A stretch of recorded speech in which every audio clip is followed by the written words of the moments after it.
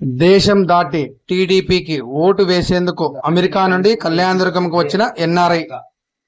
అనంతపురం జిల్లా కళ్యాణదుర్గం మండలం విఠలంపల్లి గ్రామానికి చెందిన ప్రవాసాంధ్రుడు కొలకొనూరు శ్రీనివాస చౌదరి టీడీపీ ఎమ్మెల్యే అభ్యర్థి అమిలినేని సురేంద్రబాబును బలపరిచేందుకు పులికల్లు గ్రామ పంచాయతీలో విస్తృతంగా ప్రచారం నిర్వహించి టీడీపీ అధికారంలోకి వస్తే రాష్ట్రం బాగుంటుందంటూ ప్రజలకు అవగాహన కల్పించారు. మే 13న జరిగే ఎన్నికల్లో ఎమ్మెల్యే అభ్యర్థి అమిలినేని సురేంద్రబాబును అత్యధిక మెజారిటీతో గెలిపించాలని ప్రజలను అభ్యర్థించారు.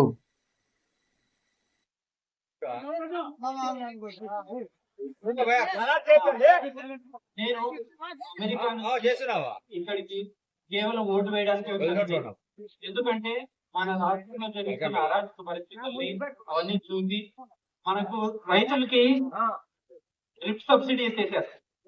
మన పిల్లలకి చదువుకోవడానికి విదేశాలకు వెళ్ళడానికి విదేశీ పథకం తీసేశారు. అట్లనే చాలా పథకాలు తీసేశారు. కొన్ని పథకాలు ఇస్తున్నారు కాదన్ను, అట్లనే చాలా పథకాలు తీసేశారు. ఏదన్నా ఎదురు మాట్లాడటానికి లేదు. ఎదురు మాట్లాడితే కేసులు పెట్టడం, లోపలేయడం, వాళ్ళ సొంత ఎంపీని లోపలేసి కొట్టిన సందర్భం చూసాం.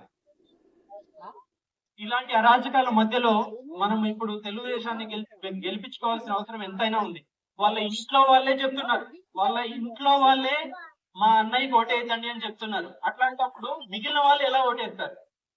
ఎక్కడైనా సరే, ఏ ఊళ్ళో అయినా సరే, ఒక్క ఓటు వైఎస్ఆర్సీపీకి పడ్డా కూడా ఓడిపోయినట్టే, వాళ్ళు ఓడిపోయినట్టే.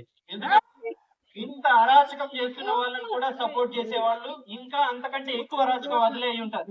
కాబట్టి ప్రతి ఒక్కరూ దాన్ని దృష్టిలో పెట్టుకొని కనీసం స్వాతంత్రం తిరిగి పొందాలి అంటే మనము తెలుగుదేశాన్ని గెలిపించుకోవాల్సిన అవసరం ఎంతైనా ఉంది.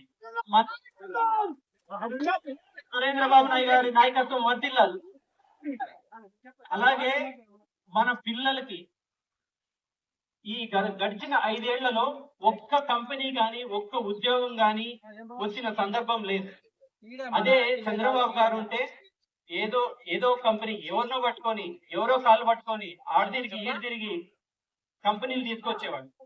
అట్లా మన పిల్లలకి ఉపాధి దొరుకుతుంది. అవునా కదా? సో కాబట్టి ఈ వైఎస్ఆర్సీపీ గవర్నమెంట్ ఉంటే మన పిల్లల భవిష్యత్తు ఉండదు, మన భవిష్యత్తు ఉండదు. కాబట్టి తెలుగుదేశం గవర్నమెంట్ ని తెచ్చుకోవాల్సిన పరిస్థితి ఖచ్చితంగా ఉంది ఈసారి. కాబట్టి మనందరం సంఘటితంగా ఉండి అమిలినేని సురేంద్రబాబు గారిని గెలిపించాలి.